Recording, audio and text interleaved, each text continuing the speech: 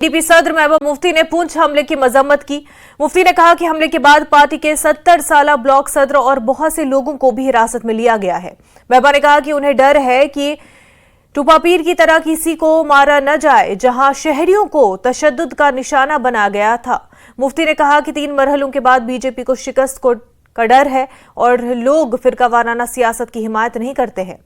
उमर को सोपोर में रैली की इजाजत न दिए जाने पर महबूबा ने कहा कि पुलिस को गैर जानिबदार रहना चाहिए। मुफ्ती ने कहा कि उन्हें भी त्राल के कई इलाकों में जाने की इजाजत नहीं थी। मुफ्ती ने कहा कि उन्हें डर है कि बीजेपी हुकूमत के कहने पर इंतखाबात का बाइकआउट नाफिज करने और महबूबा को पार्लियामेंट में दाखिल होने से रोकने के लिए एनकाउंटर किए जा रहे हैं।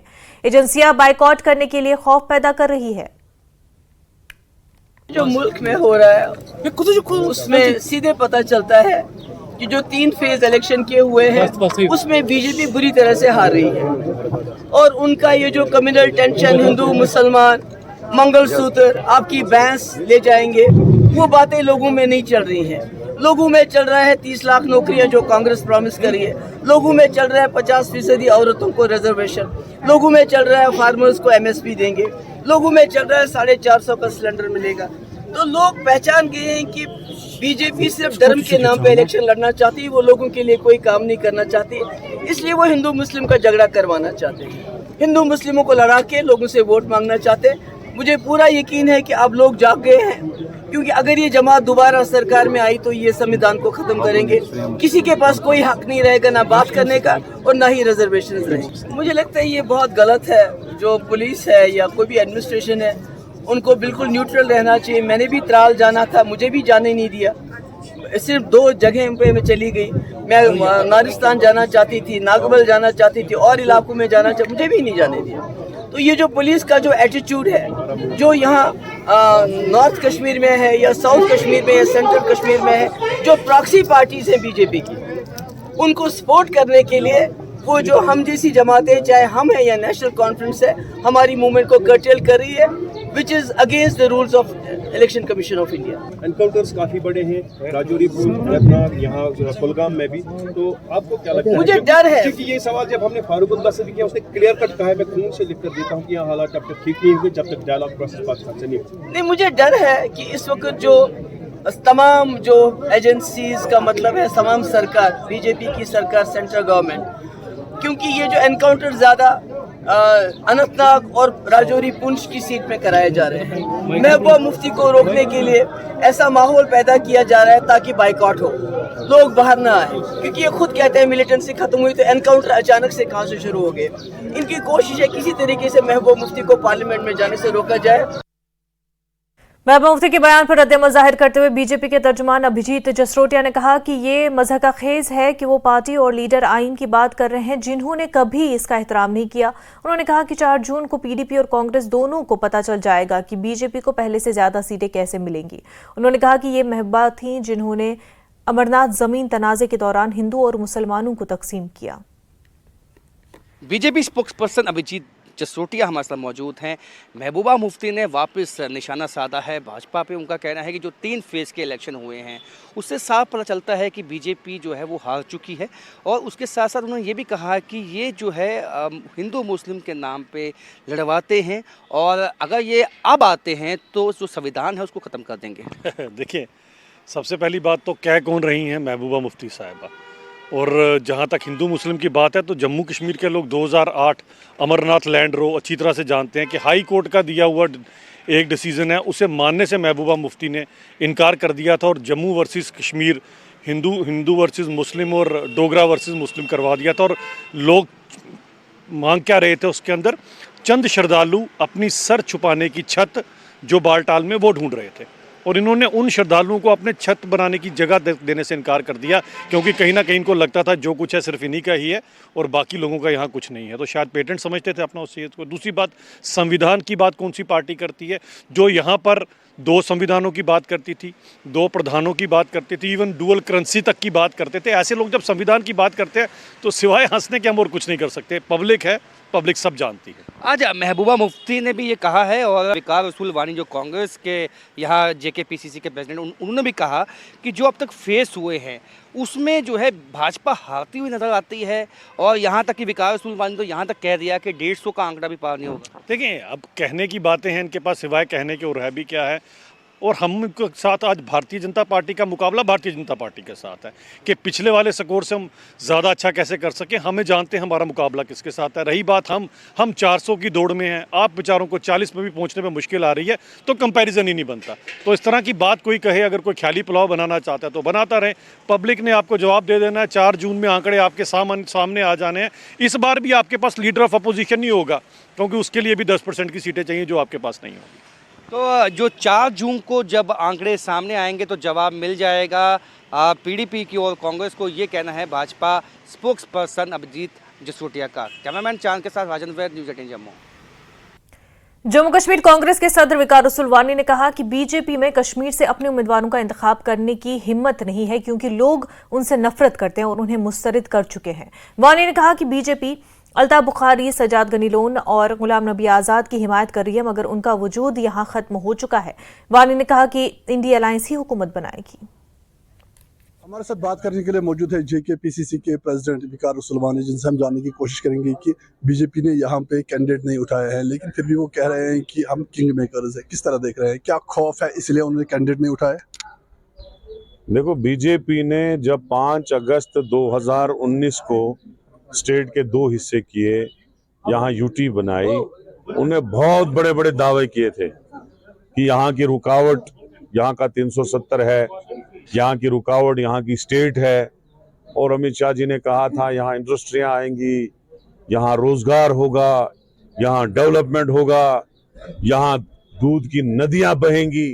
हुआ कुछ नहीं, और लास्ट में यही हुआ कि वो लोगों को मुंह दिखाने के लायक नहीं रहे। 5 साल में वो लोगों को मुंह दिखाने के लायक नहीं रहे, इसलिए वो लड़ते कैसे? उनकी जमानत क्या, उनकी बेइज्जती हो जाती यहाँ उठने से।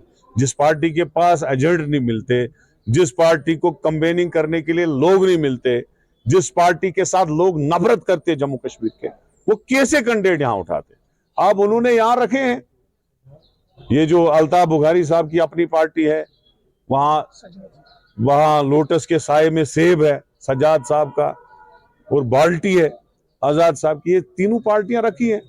लेकिन जब चोर के साथ कोई होता है ना, चोर अगर भाग गया तो दूसरे वाले को तो पीटते हैं लोग, तो नेचुरली इन तीनों की पिटाई होगी और इनकी सियासत खत्म हो जाएगी। ये मैं आज बात सुनो, ये मैं तज्जिया करता हूँ, ये पार्टियां फिनिश हो गई हैं।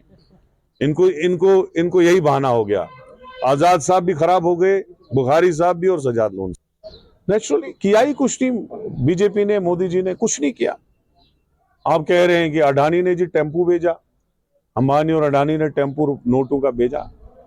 जो राहुल गांधी 2014 से अडानी और अंबानी को लेके प्राइम मिनिस्टर को पकड़ रहे हैं, इन्हीं 2 के लेके नहीं, बाकी बड़े लोगों को लेके, क्योंकि 15 लाख करोड़ कर्जा माफ हुआ। अगर वही पैसा गरीबों का माफ होता, वही कर्जा किसानों का माफ होता, यहाँ जम्मू कश्मीर में KCC लोन माफ होता, तो आज लोग फख्र से कहते हैं हम बीजेपी को वोट डालें। लेकिन किया ही कुछ नहीं, तभी तो कैंडिडेट नहीं उठाते हैं। कभी आज उल्टा पुल्टा बोल रहे हैं, लोगों को कम्युनल बेसिस पे वोट मांग रहे हैं, लेकिन लोगों ने रिजेक्ट किया।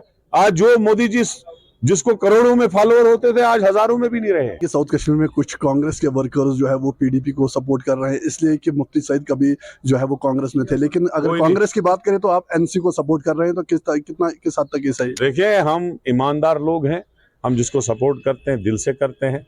अगर आपको लगता है कोई कांग्रेस वर्कर सपोर्ट कर रहा है PDP को, आप सबूत दीजिए, हम उसको एक्सपेल कर देंगे पार्टी से। जिसने थोड़ी सी भी हिमाकत की, उसके ऊपर एक्शन हुआ। ऐसा इनडिसिप्लिन नहीं चलता है पार्टी में। यहाँ सारे वर्कर, सारे लोग हमारे नेशनल कॉन्फ्रेंस को सपोर्ट कर रहे हैं, और नेशनल कॉन्फ्रेंस ने भी बड़ी सिंसियरिटी के साथ हमें जम्मू की 2 सीटों पे सपोर्ट किया। इंडिया अलायंस को कहाँ पे देख रहे हैं? जो 2 फेजेस जो जम्मू में फेजेस हुए हैं वहां पे, और जो आने वाले फेजेस है, कहाँ पे आप इंडिया गठबंधन को? जम्मू कश्मीर की हम सब सीटें जीतेंगे, और ऑल इंडिया में भी इंडिया अलायंस ही सरकार बनाएगी, और कोई नहीं। श्रीनगर में इंतखाबात को लेकर काफी गहमा गहमी है। न्यूज़ 18 JKLH की टीम ने डल झील के किनारे कई शिकारा वालों से बात की और उन्होंने कहा कि 2019 के बाद सयाहों की आमद में इजाफा हुआ है। उन्होंने कहा कि उनके लिए काफी काम हुए हैं और वो उसी बुनियाद पर वोट देंगे। को लेकर क्या कहेंगे? चुनाव कैसे हो रहे हैं इस बार? ठीक है, तो हो रहे हैं क्योंकि होने वाला है 13 तारीख को होने वाला है, तो हम भी देखेंगे कौन जीतेगा। तो मूड में है इस बार वोट डालेंगे? इंशाल्लाह डालेंगे, क्यों नहीं। अच्छा, कौन से मुद्दे हैं जिन पर आपको लगता है कि वोट डालना चाहिए, जिन पर लगता है कि आपको बात होनी चाहिए? नहीं, अच्छी बात है, वोट डालना चाहिए, क्यों नहीं डालना चाहिए। कोई पार्टी आएगी तो अच्छा नुमाइंदा सामने आएगा तो अच्छे फैसले भी होंगे, तो जो हमारे हक में होंगे, तो वोटिंग होनी चाहिए। जो इसको डालना है तो हम डालेंगे, इंशाल्लाह आएगा कोई नुमाइंदा जो अच्छी कोशिश करेगा फिर यहाँ के लोगों के लिए, तो उसी को जिताएंगे इंशाल्लाह। बिल्कुल। क्या माहौल है? बस ठीक है, ठीक है बस। इस बार वोट का मूड है? हाँ, वोट डालेगा। अच्छा, हाँ, डालेगा, वोट डालेगा। क्या किन बातों को, किन मुद्दों को ध्यान में रख के? जो हमको कुछ देखते हैं, रखवाली करते हैं, उनके लिए वोट डालेगा बस। बाकी सब लोगों ने ठेंगा दिखाया। जो भी पार्टी थी ना अभी तक, जो डल लेक में उठे थे, उसने अभी तक ठेंगा दिखाया। खाली एक आदमी है जिसने कुछ देखा है, जुनैद मत्तू। कोई नया चेहरा हो तो उसको सपोर्ट करना चाहिए। अच्छा। पुराने चेहरों को तो बहुत देख लिया। लेकिन जब तक आप निकलेंगे नहीं, वोट नहीं डालेंगे, तो फिर बदलाव कैसे? डालेंगे डेफिनेटली, लेकिन नए चेहरे को डालेंगे। अच्छा, डेफिनेटली नए चेहरे को डालेंगे, पुराने चेहरे को तो एक को भी नहीं डालेंगे। खबरों का सिलसिला आगे भी जारी रहेगा, लेकिन उससे पहले एक छोटा सा ब्रेक।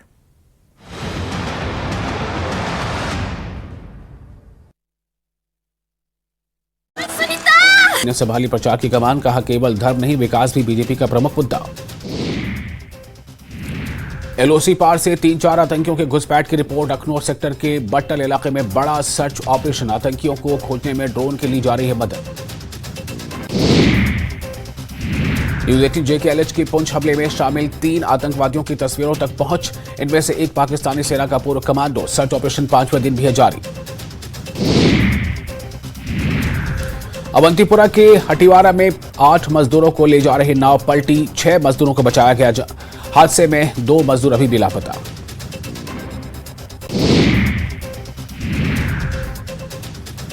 जम्मू कश्मीर के पूर्व चीफ सेक्रेटरी मूसा रजा का निधन। 90 की दहाई में जम्मू कश्मीर के चीफ सेक्रेटरी रहे थे मूसा रजा। बडगाम के चडोरा में PDP ने की सार्वजनिक बैठक में पार्टी अध्यक्ष महबूबा मुफ्ती, पार्टी उम्मीदवार वहीद रहमान पर्रा के साथ मोहम्मद यासीन बट और गुलाम नबी लोन हुजरा रहे मौजूद।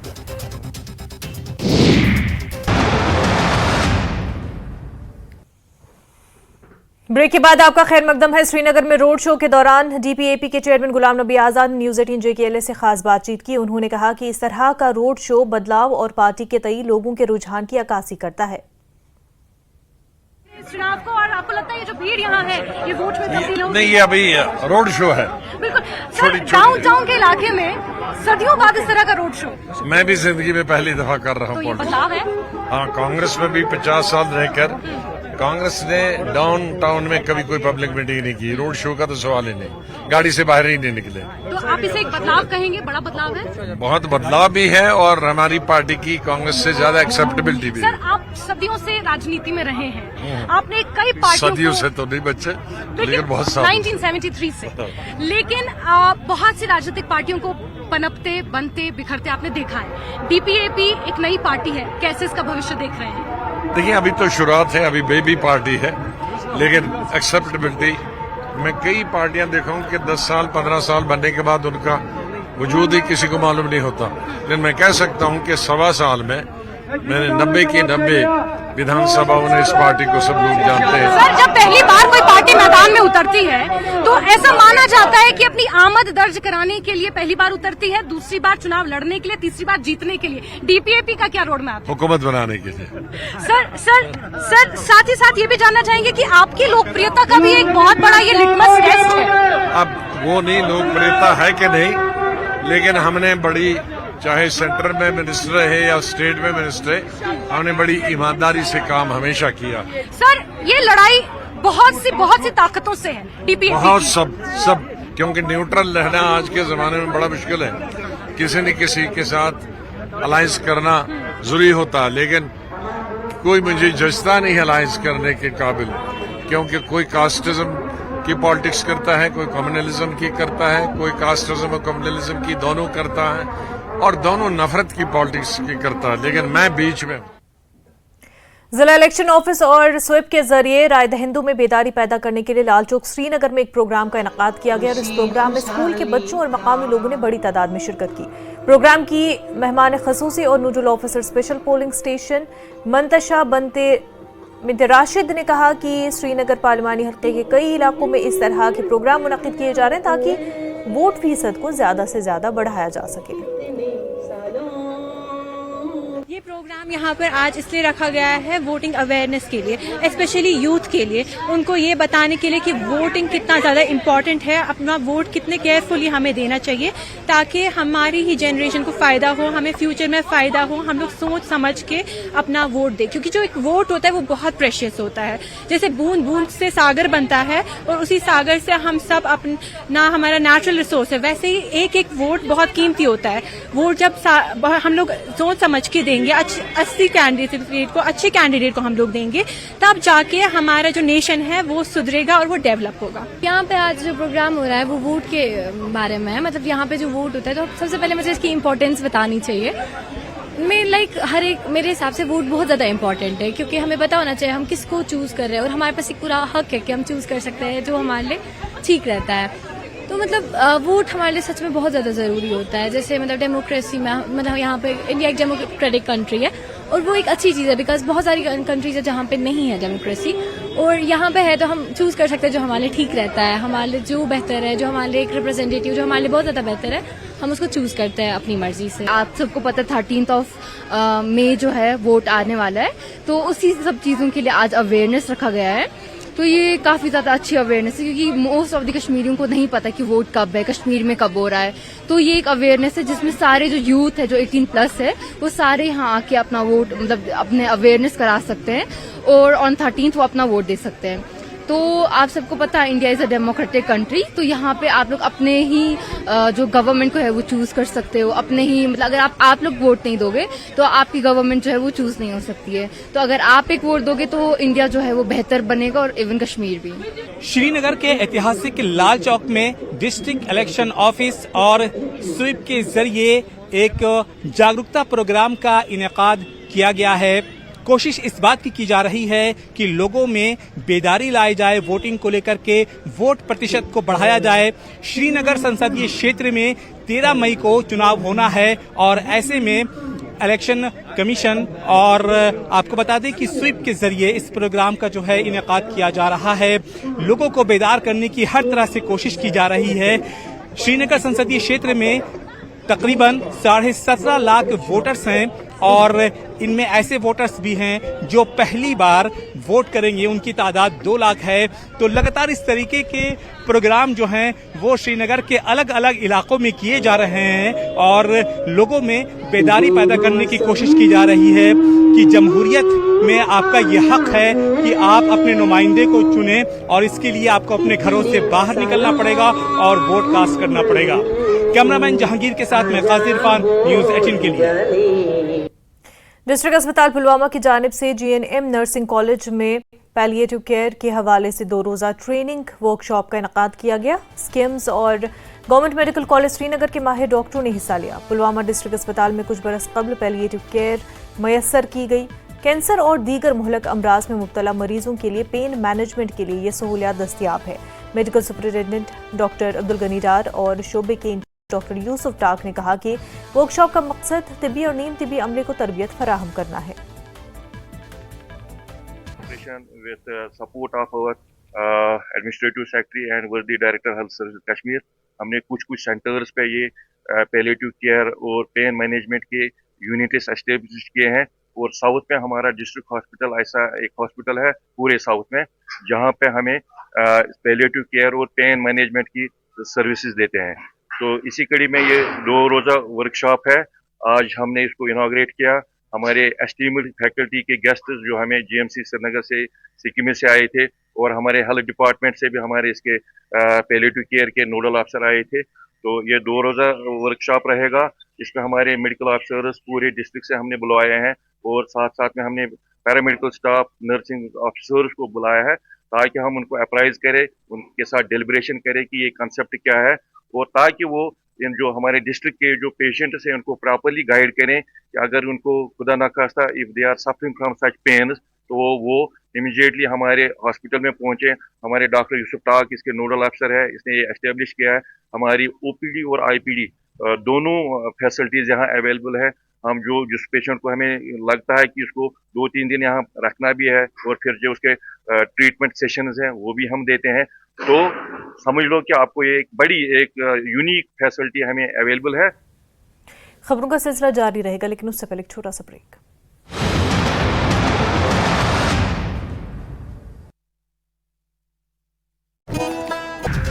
बैठक के दौरान महबूबा ने सरकार पर साधा निशाना। उन्होंने कहा कि सरकार दावा कर रही है कि 370 हटने के बाद स्थिति में सुधार आएगा, लेकिन जमीनी स्तर पर नहीं हुआ है कोई काम। 370 हटने के बाद लोगों की पहचान हुई खत्म। वहीं पार्टी में चले मतभेद पर मुफ्ती का बयान। कहा कुछ समय तक लोग पीडीपी से नाराज थे, लेकिन अब पार्टी में सब कुछ ठीक है। पीडीपी मजबूत पार्टी है। त्राल में नेशनल कॉन्फ्रेंस की तरफ से की गई चुनावी रैली आयोजित। रैली में पार्टी अध्यक्ष फारूक अब्दुल्ला, आगा रूहुल्लाह मेहदी, कांग्रेस नेता सुरेंद्र सिंह चेनी के साथ पार्टी कार्यकर्ता रहे मौजूद। रैली में फारूक अब्दुल्ला ने कहा कि देश में मुसलमानों के प्रति नफरत का बाजार गर्म है। बीजेपी कर रही है मुसलमानों के खिलाफ दुष्प्रचार। बीजेपी प्रवक्ता अल्ताफ ठाकुर ने फारूक अब्दुल्ला के बयान पर दी प्रतिक्रिया। कहा हमने गांधी और नेहरू से के भारत से हाथ मिलाया है, जहां सभी को समान है अधिकार। मेंढर में अपनी पार्टी के जफर इकबाल ने जनसभा को संबोधित किया। इकबाल ने कांग्रेस और एनसी पर साधा निशाना। देश का बंटवारा का खमियाजा आज तक देश भुगत रहा है। पुलवामा में कांग्रेस ने किया रोड शो का आयोजन। रोड शो की अध्यक्षता कांग्रेस के उपाध्यक्ष फयाज अहमद डार ने।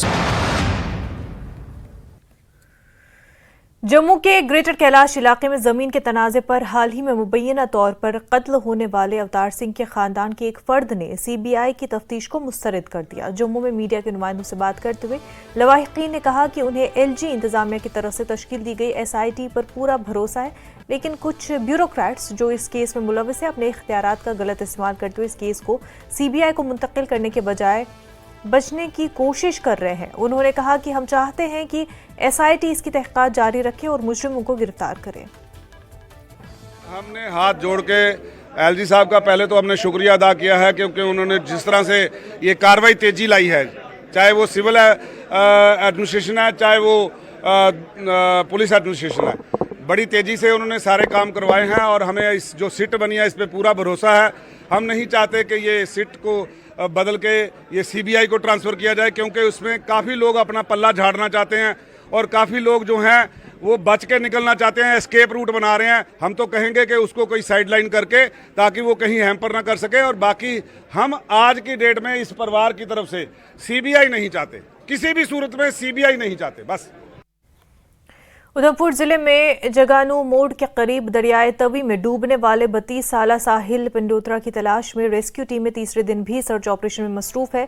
जुमेरात को हिंदुस्तानी फौज की 9वीं पैरा के गहरे गोतेखोरों ने जम्मू कश्मीर पुलिस और नेशनल डिजास्टर रिस्पांस फोर्स की मदद के लिए तलाशी मुहिम में शमूलियत इख्तियार की। कश्तियों और दीगर जदीद आलात का इस्तेमाल करते हुए डूबने वाले शख्स की तलाश जारी है।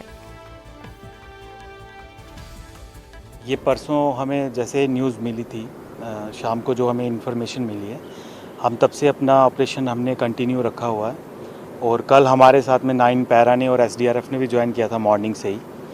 और अभी फ़िलहाल यहाँ पे 9 पैरा के ट्रूप्स आए हुए हैं, वो भी हमारे साथ ऑपरेशन कर रहे हैं। अपने डीप डाइवर्स उनके भी यहाँ पर काम कर रहे हैं। इसके अलावा एसडीआरएफ अपना काम कर रही है। सब अपना एक जॉइंट ऑपरेशन कर रहे हैं ताकि जल्दी से जल्दी विक्टिम मिल पाए और उनके परिवार वाले। न्यूज़ अपडेट एट 4 में फिलहाल इतना ही। पर बने रहे न्यूज़ 18 जम्मू कश्मीर लद्दाख हिमाचल के साथ। आदाब।